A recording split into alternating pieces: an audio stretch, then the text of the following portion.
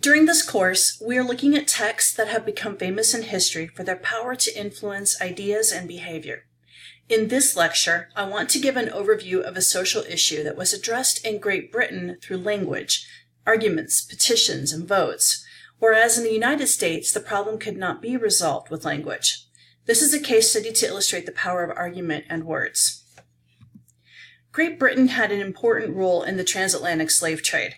The first slave was introduced to England's colonies in America when an African was brought to Jamestown, Virginia in 1619. Between 1700 and 1810, it is estimated that British ships transported approximately 3 million Africans across. These slaves were brought to Caribbean islands where they worked on sugar plantations. In the 13 American colonies, slaves worked on plantations raising tobacco, rice, indigo, and cotton. In all British colonies in the Americas, slaves performed household duties, and many of them were trained to perform skilled labor. Imagine the work performed over the lifetime of 3 million people, work which was not compensated work. There began to be opposition to slavery in the 18th century, and in 1772, a court decision, the Somerset decision, ruled that no slavery would be allowed in England. Slavery was still tolerated in the colonies. Consider the impact this court decision must have had in the American colonies, who were just 4 years from declaring independence from Great Britain. These colonists were already fomenting rebellion against rules coming from England, and this decision against slavery caused concern.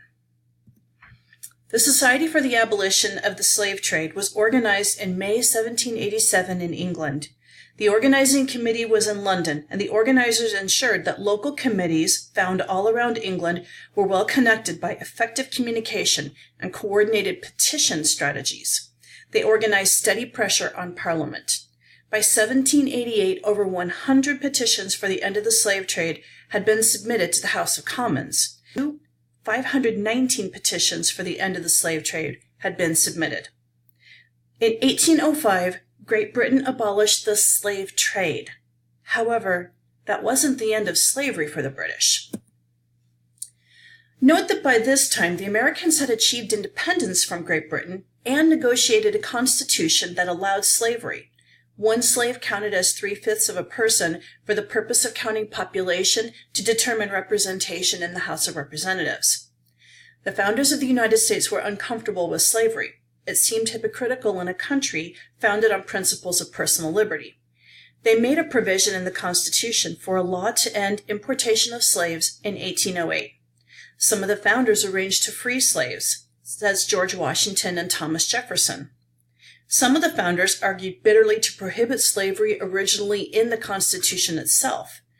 But the economic value of the slaves in the United States and conviction that the government should not interfere with an individual's right to property prevented the founders from banning the practice of enslaving Africans and their descendants. Back to Great Britain. In 1823, the Anti-Slavery Society was formed with the goal of ending all slavery, not just the practice of bringing new slaves from Africa to British territories. They created a plan for gradual emancipation. Slaves would not be instantly freed. From 1828 to 1830, thanks to the organization, planning, and communication efforts of the Anti-Slavery Society, Parliament received over 5,000 petitions asking for the end of slavery. Not only did the Anti-Slavery Society publish books, pamphlets, images, and provide orators to speak on the topic of slavery, but they carefully orchestrated petitions to abolish slavery when political changes made the time right to enact change. Their efforts paid off when Parliament passed a law to enact gradual abolition in 1833. Consider the economic force that abolition. Consider the organization, eloquence of argument, and constant pressure that the abolitionists exerted. In the end, the force of their ideas won out. It took a long time, from 1700 to 1833, to end the enslavement of Africans and their descendants in Great Britain. Compare the British example to our own national history, though. We, too, had a highly organized, politically savvy abolitionist movement. We, too, had eloquent writers who persuaded people of though, combined with lectures and writing from Frederick Douglass and other abolitionists turned public opinion in the North against slavery. Yet, in the end, argument was not enough to end the institution. Our country devolved into civil war over the subject. How can we explain the success of British efforts to achieve the end of slavery through persuasion? How can we explain the failure of persuasion to accomplish the same effect in our country? Why did Americans go to war over this subject when the British were able to enact a plan for a peaceful eradication of slavery? This case study has relevance today. We face divisive issues.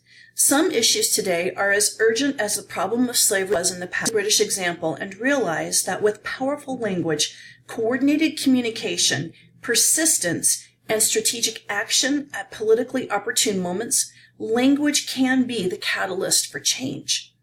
Your ability to use language powerfully is not insignificant.